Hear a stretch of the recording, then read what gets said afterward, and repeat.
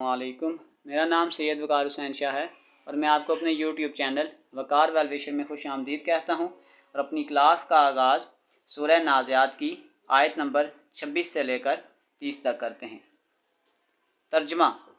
बेशक उसमें उस शख्स के लिए इबरत है जो डरे।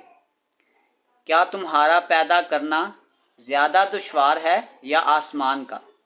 अल्लाह ताला ने उसे बनाया, उसकी बुलंदी ऊंची की, फिर उसे ठीक ठाक कर दिया। उसकी रात को तारीक बनाया और उसके दिन को निकाला, और उसके बाद ज़मीन को हमवार बिछा दिया। सदक़ल्लाहुल अज़ीम। प्यारे बच्चों, आज की क्लास में हम चैप्टर 1 की रिव्यू एक्सरसाइज के क्वेश्चन नंबर 1 MCQs और क्वेश्चन नंबर 2 के तमाम पार्ट्स को सॉल्व करेंगे। तो वीडियो को शुरू करने से पहले हमें कमेंट सेक्शन में लाजमी बताएं कि आप हमारी वीडियो कहाँ से देख रहे हैं और आप किस कॉलेज में पढ़ते हैं। तो चलते हैं अपने क्वेश्चन की जानिब। नंबर 1 कि every real number is also called a dash number. कि हर रियल नंबर आपके पास क्या नेचुरल नंबर है, क्या इंटीजर है, क्या कम्प्लेक्स है, या क्या रैशनल नंबर है। तो आपके पास जो हर रियल नंबर होता है लाजमी नहीं है कि वो नेचुरल नंबर हो, और आपके पास वो इंटीजर्स भी हो सकता है और नहीं भी हो सकता। लेकिन अगर हम कहते हैं कि वो कम्प्लेक्स नंबर है तो वो किस तरह, अगर हम ये कहते हैं z is equal to a plus b iota, अगर हम b की वैल्यू 0 डाल दें तो फिर आपके पास आ जाएगा z is equal to a plus 0 iota. तो फिर हम ये कह सकते हैं कि आपके पास कोई भी रियल नंबर है वो कम्प्लेक्स नंबर हो सकता है अगर उसका जो इमेजिनरी पार्ट है वो क्या है, 0 है। तो राइट ऑप्शन आपके पास आ जाएगा सी। चलते हैं सेकंड पार्ट की जानिब।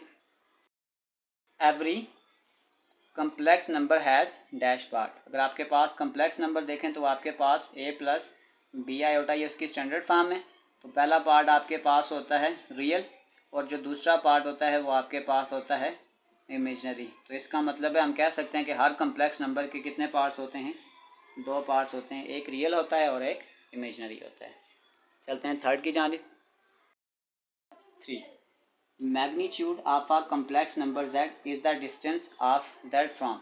जो आपके पास मैग्नीट्यूड ऑफ द z का जो फार्मूला होता है वो आपके पास होता है under root a square plus b square, और ये जो आपके पास जो वैल्यू होती है इसको हम कहते हैं डिस्टेंस फ्रॉम ओरिजिन।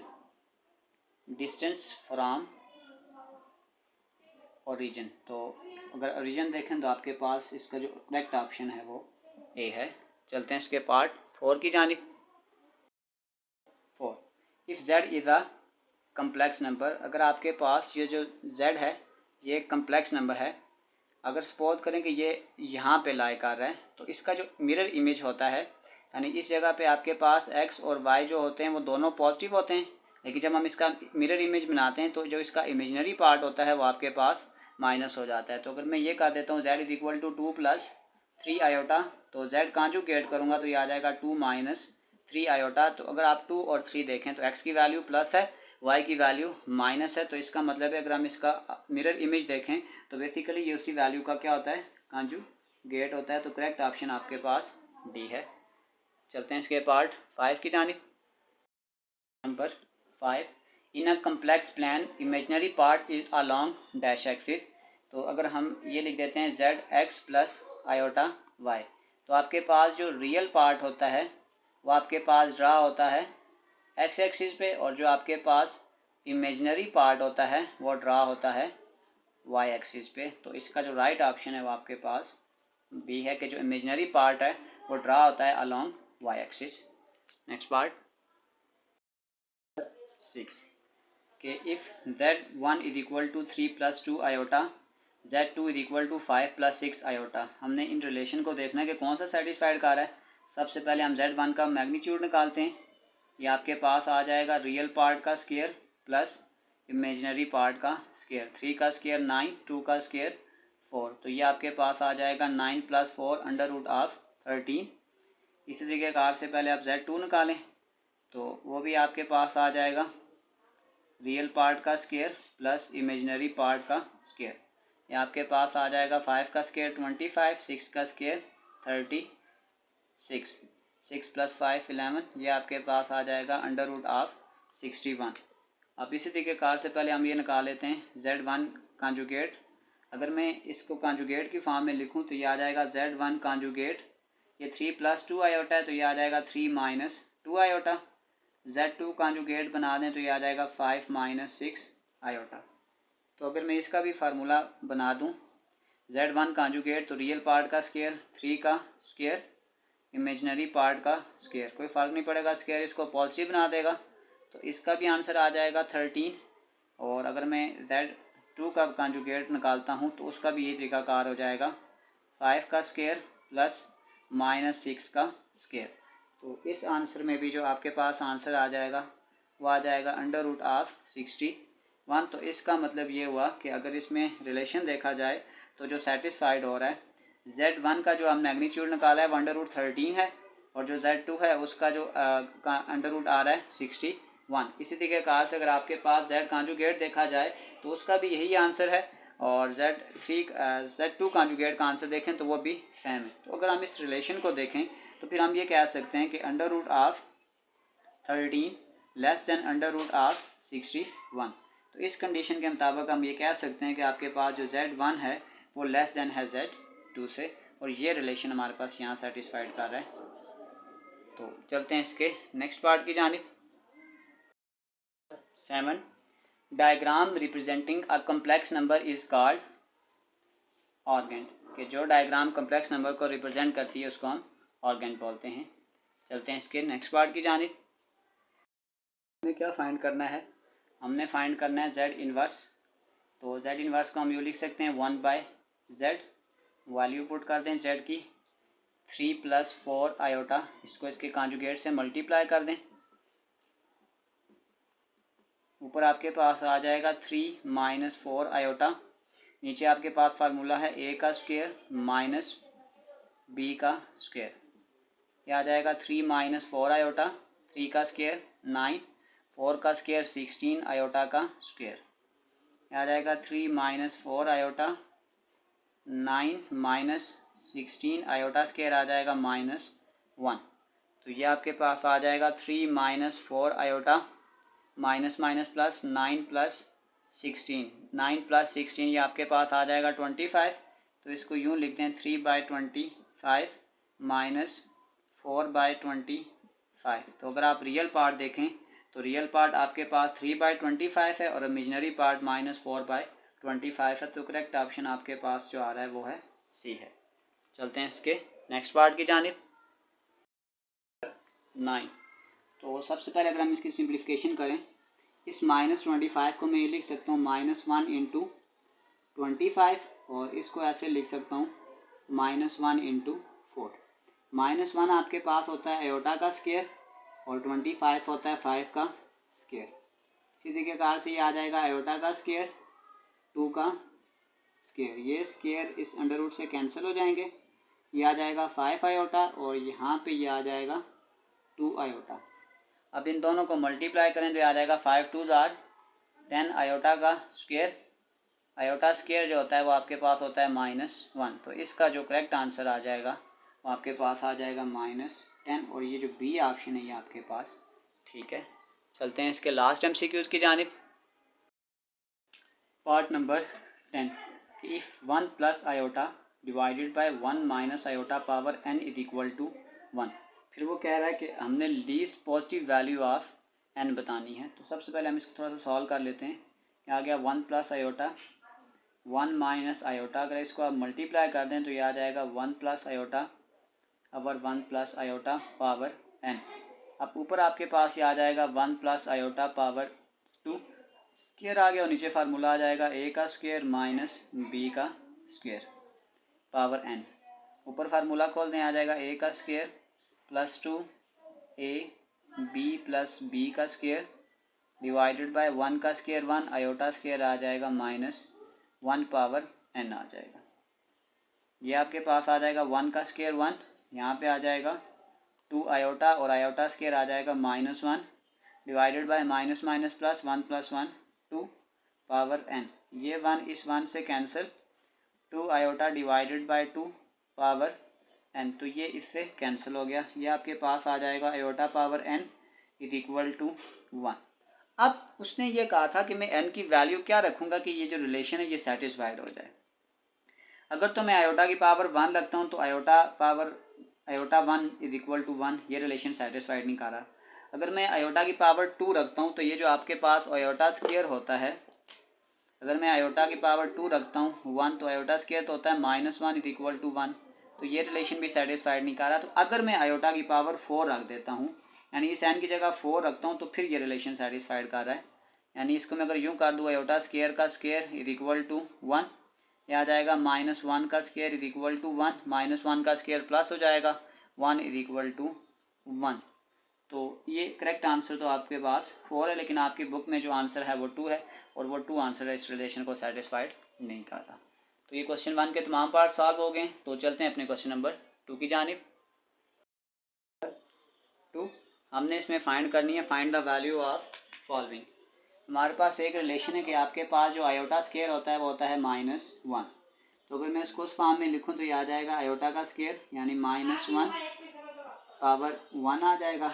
ये आयोटा 4 है, इसको आप यूँ लिखें iota 2 power 2, iota 3 2 power 3, iota 2 power 4 up to ये आ जाएगा आयोटा 2 की पावर 50।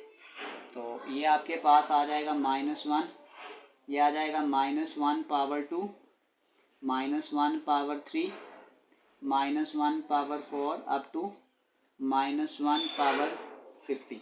अब आपने यहाँ पे एक रिलेशन याद रखना है कि हमारे पास सी का कार्य होता है, अगर आपके पास माइनस नंबर हो और बाहर पावर इवन हो तो ये माइनस जो है ये प्लस में चेंज हो जाता है, और अगर आपके पास माइनस नंबर हो और बाहर पावर ऑड हो तो फिर ये माइनस आ जाएगा। तो अब आप ये याद रख लें, जैसे ये -1 पावर 1 है तो ये ऑड है तो माइनस लिखेंगे, इवन है तो इसको +1 लिख देंगे। फिर ये 3 ऑड है तो -1 लिखेंगे, 4 इवन है तो +1 लिख देंगे। इस तरह करते करते करते यहाँ पे जैसे 49 होगा तो वो 49 ऑड है तो माइनस लिखेंगे, और 50 की जगह इसको इवन लिखेंगे। तो जहाँ पे इवन होगा वो +1 बन जाएगा, जो ऑड होगा वो -1। तो इस तरह ये हर -1 इस +1 से कैंसिल हो जाएगा, और ये 49 वाली टर्म 50 से कैंसिल हो जाएगी। तो इसका जो फाइनल आंसर आपके पास आ जाएगा वो आपके पास 0 हो जाएगा। बस ये चीज़ याद रख लेंगे, अगर आपके पास -n हो, अब क्योंकि यहाँ पे -n की जगह आपके पास 1 है, तो 1 की पावर जब हम ऑड लेंगे तो ये हमेशा -1 आएगा, क्योंकि 1 की जो पावर लेंगे 1 आ जाएगा। और अगर -1 की पावर इवन ले लेते हैं तो फिर ये माइनस चेंज होके +1 हो जाएगा। चलते हैं इसके पार्ट 2 की जानिब। 2 सबसे पहले इस 3 को इस पूरी टर्म से मल्टीप्लाई कर दें, यह आ जाएगा 3 इंटू 1 प्लस आयोटा, फिर -2 iota into 1 plus iota divided by 2 -3 iota, इसको मल्टीप्लाई कर दें, आ जाएगा 3 1 ज़ार 3 plus 3 iota -2 iota plus minus -2 iota का स्क्वायर डिवाइडेड बाय यहाँ आ जाएगा 2 -3 आयोटा। इसको थोड़ा सा सिंप्लीफाइड फॉर्म बना लें तो ये आपके पास आ जाएगा 3। अब 3 आयोटा में से 2 आयोटा निकालेंगे, आ जाएगा प्लस आयोटा -2 आयोटा का स्क्वायर -1, ये आपके पास आ जाएगा 2 -3 आयोटा। इसको साथ साथ मल्टीप्लाई भी कर दें ताकि थोड़ी जगह बच जाएगी, ये आ जाएगा 2 + 3 आयोटा, 2 + 3 आयोटा इक्वल टू ये आपके पास आ जाएगा 3 माइनस माइनस प्लस 3 + 2, इसको डायरेक्ट 5 लिख लेता हूँ मैं, ये आ जाएगा 5 plus iota 2 + 3 iota divided by नीचे आ जाएगा a का स्क्वायर माइनस b का स्क्वायर, साथ यहाँ पे आयोटा भी आ जाएगा। अब इसको आप जब फर्दर सॉल्व करेंगे, इस 5 को मल्टीप्लाई कर दें तो यह आ जाएगा 5 2 ज़ार 10, 5 3 ज़ार 15 आयोटा, यह आ जाएगा 2 आयोटा और प्लस प्लस प्लस 3 आयोटा का स्क्वायर डिवाइडेड बाय 2 का स्क्वायर 4, 3 का स्क्वायर 9 आयोटा का स्क्वायर आ जाएगा। इसको जब हम फर्दर सॉल्व करेंगे यह आपके पास आ जाएगा 10 5 15 + 2 17 आयोटा, 3 आयोटा का स्क्वायर आ जाएगा -1 डिवाइडेड बाय 4 -9 इंटू -1, ये आपके पास आ जाएगा 10 plus 17 iota minus 3 divided by minus minus plus 4 plus 9 13। तो ये आपके पास आ जाएगा 10 में से 3 निकालेंगे 7 प्लस 17 आयोटा डिवाइडेड बाय 13। अब हमने क्यों कहा इसका मैग्नीट्यूड भी निकालना है। कार्य होता है कि इसके रियल पार्ट का भी स्क्वायर यानी 77 बाय 13 का स्क्वायर और इमेजिनरी पार्ट यानी 17 डिवाइडेड बाय 13 का स्क्वायर और ऊपर आ जाएगा अंडर रूट। इसको फर्दर सॉल्व करें तो ये आपके पास आ जाएगा 7 का स्क्वायर 49, 13 का स्क्वायर 169, 17 का स्क्वायर आपके पास आता है 289 और 169। हम इसका अंडर रूट ले लेते हैं, एक ही दफ़ा स्टेप बचा लेते हैं। तो ये आपके पास आ जाएगा 49 बाय 169 प्लस 289 बाय 169। तो ये आपके पास आ जाएगा 2, ये आपके पास आ जाएगा अंडर रूट 2। जो फाइनल आंसर आ जाएगा वो हमारे पास 2 आ जाएगा। चलते हैं इसके नेक्स्ट पार्ट की जानिब। 3 सबसे पहले इसको मल्टीप्लाई करके सिंपल करेंगे। 3 के साथ पूरी ब्रैकेट को मल्टीप्लाई कर दें और फिर 2 आयोटा के साथ भी पूरी ब्रैकेट को मल्टीप्लाई कर दें। क्या आ जाएगा 3 4 ज़ार 12, 3 आयोटा 4 2 ज़ार 8 iota minus minus plus 2 iota का स्क्वायर। यह आ जाएगा 12, 3 और 8 यह आ जाएगा माइनस 11 आयोटा प्लस 2 आयोटा का स्क्वायर आ जाएगा -1। यह आ जाएगा 12 माइनस 11 आयोटा माइनस 2। तो 12 में से 2 निकालेंगे आ जाएगा 10 माइनस 11 आयोटा। तो इस पूरे क्वेश्चन को अगर हम लिख दें कि हमारे पास जो इसकी सिंप्लीफाइड फॉर्म है कि 3 minus 2 iota into 4 minus iota conjugate, तो इसको मैं लिख सकता हूँ 10 माइनस 11 आयोटा का कॉन्जुगेट। जब हम इसका कॉन्जुगेट ले लेंगे तो ये साइन चेंज हो जाएगा, यह आ जाएगा 10 प्लस 11 आयोटा। अब इसको थोड़ा सा फर्दर सॉल्व कर लें कि रियल पार्ट का स्क्वायर प्लस इमेजिनरी पार्ट का स्क्वायर। रियल पार्ट इसका है 10 का स्क्वायर और इमेजिनरी पार्ट है आपके पास 11 का स्क्वायर। 10 का स्क्वायर 100, 11 का स्क्वायर 121। तो ये आपके पास आ जाएगा 221। इसका अंडर रूट निकाल लें 221। तो बस इसका कोई फर्दर सिंप्लीफिकेट फाइंड नहीं है, तो हमारे पास फाइनल आंसर 221 आ जाएगा। चलते हैं इसके पार्ट 4 की जानिब। नंबर 4, पार्ट नंबर 4 में जो आपके पास पावर है वो माइनस है। तो अगर इस माइनस को हमने ख़त्म करना हो तो इस नॉमिनेटर को डिनोमिनेटर में और डिनोमिनेटर को नॉमिनेटर में चेंज कर दें। यह आ जाएगा 3 प्लस 5 आयोटा। इसके कॉन्जुगेट से मल्टीप्लाई भी कर दें, यह आ जाएगा 3 माइनस 5 आयोटा, 3 माइनस 5 आयोटा। तो अब आपके पास इस 2 के साथ पहले इस पूरी ब्रैकेट को मल्टीप्लाई कर लें 3 माइनस 5 आयोटा और फिर इस 3 आयोटा के साथ भी इस ब्रैकेट को पूरा मल्टीप्लाई कर लें डिवाइडेड बाय यह आ जाएगा रियल पार्ट का स्क्वायर और इमेजिनरी पार्ट का स्क्वायर। इसको भी मल्टीप्लाई करें, यह आ जाएगा 2 3 ज़ार 6, 2 5 ज़ार 10 आयोटा, 3 3 ज़ार 9 आयोटा और 3 5 ज़ार 15 आयोटा का स्क्वायर डिवाइडेड बाय 3 का स्क्वायर 9, 5 का स्क्वायर 25 आयोटा का स्क्वायर आ जाएगा।